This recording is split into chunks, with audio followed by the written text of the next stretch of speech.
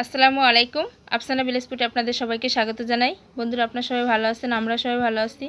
আমার নতুন বন্ধু, পুরনো বন্ধু যারা যারা আমার ভিডিওটা দেখছেন তাদেরকে অসংখ্য অসংখ্য ধন্যবাদ। দেখুন, এখানে আমি ডিম নিয়েছি। ডিমগুলো সিদ্ধ করে পরিষ্কার করে ছিলে ধুয়ে নিয়েছি। এই ডিমটা আমি কিভাবে রান্না করি দেখতে থাকুন, সঙ্গে থাকুন। আশা করছি দেখে আপনাদের ভালো লাগবে। কড়াইটা গরম হয়ে গেছে, এবার আমি গোটা কালো জিরা ভেজে নেব।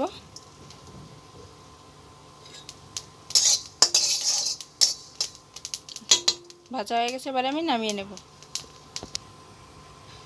এবারে দেব সরিষার তেল, পেঁয়াজ কুচি, কাঁচা ঝাল, পরিমাণ মতো হলুদ, স্বাদ মতো লবণ, রসুন, জিরা, শুকনো মরিচ বাটা দিয়ে দেব।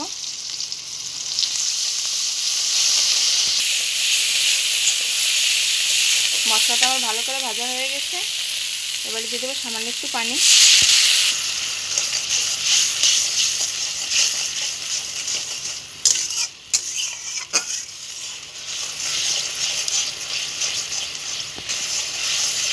মশলাটা আমার ভালো করে কষানো হয়ে গেছে, এবার আমি ছোট ছোট করে কেটে রাখা আলুগুলো দিয়ে দেব।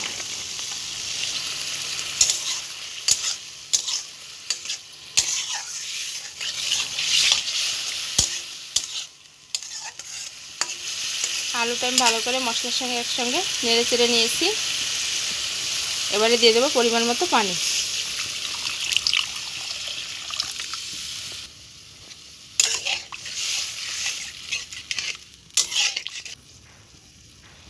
এবারে ঢাকনা দিয়ে ঢেকে দেব।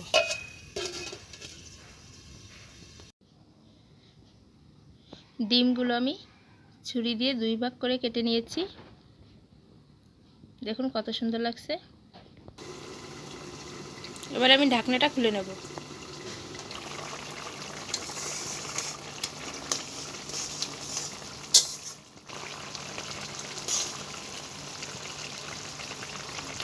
আলুটা খুব ভালোভাবে সিদ্ধ হয়ে গেছে, এবারে আমি ডিমগুলো দিয়ে দেব।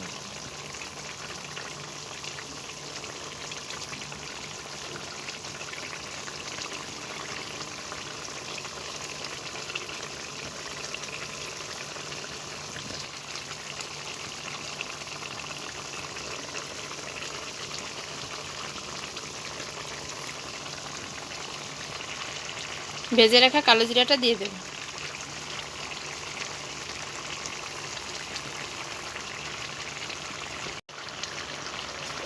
আবারও ঢাকনা দিয়ে ঢেকে দেব 2 মিনিটের জন্য। 2 মিনিটের মতো হয়ে গেছে, এবার আমি ঢাকনাটা খুলে নেব। ওয়াও, দেখুন ডিমের খুব সুন্দর একটা সেন্ট বেরিয়ে গেছে।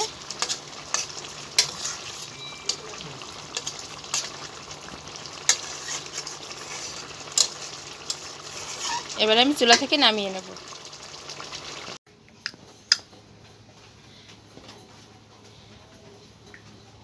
দেখুন বন্ধুরা, কত সহজে আমি ঝটপট আলু ডিমের এই রেসিপিটা করে ফেললাম।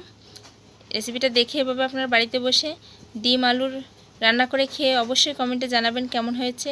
সবাই ভালো থাকবেন, সুস্থ থাকবেন, আমার পাশে থাকবেন। ভিডিওটা যদি ভালো লাগে থাকে একটা লাইক করবেন, বন্ধুদের সঙ্গে বেশি বেশি শেয়ার করবেন, চ্যানেলটি সাবস্ক্রাইব করে আমার পাশেই থাকবেন প্লিজ। বন্ধুরা, আপনাদের সাপোর্টে আমি এগিয়ে যেতে পারি। আল্লাহ হাফেজ।